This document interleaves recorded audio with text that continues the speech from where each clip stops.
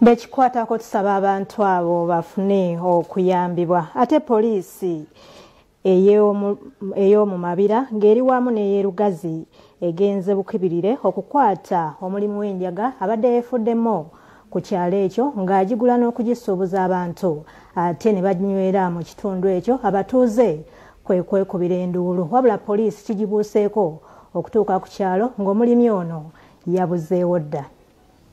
Abasirikale abadde bakulembeddwamu akulira bambega wa poliisi mu disitulikiti y'e Buyikwe Paulo Muhenda olutuuse ku kyalo Buwola ekiri wakati wa Mabira bagenze mu maka g'omusajja aganyibwa okulima enjaga kyokka olutuuse awaka nga taliwo bagenze butereevu mu nnimiro gye bagwiridde ku njaga ne batandika okugikuulakuula olumaliriza ne bagikuŋŋaanya ne bagikumako omuliro n'eyaka.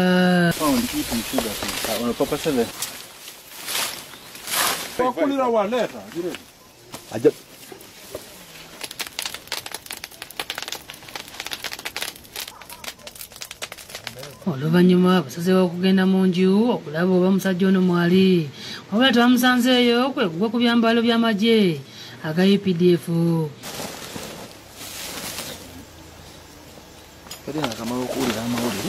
Basanzeemu enjaga y'ebika eby'enjawulo nga yakazibwa nga kuno kubaddeko n'ey'ebikoola saako ey'obusigo. Waliwo n'enjaga endala esangiddwa mu kasefuliya ng'eno gy'abadde anywako. Kikyamu nnyo kubanga munnange nze ng'omuzadde ate aweerera abaana ndaba nga kino kikyamu kuba n'omwana wange tomanya bw'ayinza kuyita n'ayiga ebintu bino. Nga n'omuvubuka ayinza okugirya ne bimuleetera akabenje okukakana ng'akoze ekintu ekitaliyo. Ssentebe w'ekyalo kino nga Daniel Semakula agambye nti babadde tebamanyi omusajja ono yaleetebwa okukoma ekibanja ekya mukama w'omujaasi wa UPDF nti alima enjaga. Sooka yingira ne posa baagenda mu LD naye yamala n'akubyegi nayeyongerayo kubanga ebbanga ddene. Abadde atera okujja ku kyalo kuno atera okujja n'alipooti nga nti nzize chairman ajja n'alipooti n'agamba chairman nzize buddeyo kuba mpaddemu leero ngenda malako ewiiki oba ennaku mbazi ezo n'amala n'agenda. Poliisi eriko omukyala gweyogedde naye ng'agitegeeza nti ekibanja kino n'ebyambalo ebisangiddwa mu nnyumba bya bba omujaasi wa gira UPDF aba UPDF okunoonyereza ku ngeri omuntu gy'ayinza okulagajjalira ebyambalo by'amagye.